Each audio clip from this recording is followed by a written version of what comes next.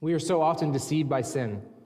Our hearts are hardened time and time again by the same sins. The same sins. Proverbs illustrates this well when it says, "As a dog returns to its vomit, so a fool repeats his folly." This is us. We go back to the same sin. We know we shouldn't do something, and yet we willfully do it. We often don't even put up a fight. We just go into it. We can rarely go an entire day without being discontent in something.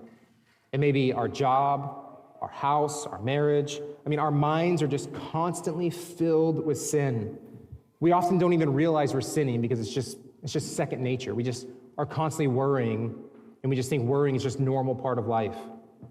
We think that if we can make more money and save up and remodel our house or buy a new house or get more land, then we would be happy. We're deceived. How many times have you thought that?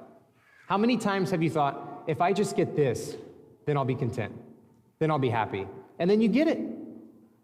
And then a few weeks later, on to the next thing that we want. We spend our entire lives in this spiral of want. We just want things. We want life to be better. We want life to be easier. We want more of this. We want new clothes, nicer furniture. Just the list goes on and on. But God tells us we have everything we need in him. Everything we need is found in Christ. In 1 Timothy 6:8, Paul says, we are to be content if we just have food and clothing. Notice he doesn't even say shelter. He doesn't say shelter. I think of Matthew 8:20. Jesus says, foxes have holes and birds of the air have nests, but the Son of Man has nowhere to lay his head. Jesus had no home, and yet we want a bigger house or a nicer house.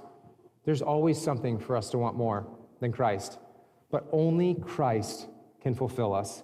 If we have him, we have all we will ever need.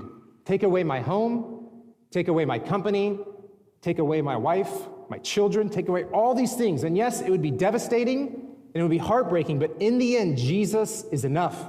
He's all that we need. Everything else will pale in comparison to the worth of knowing Christ. He is all that we need.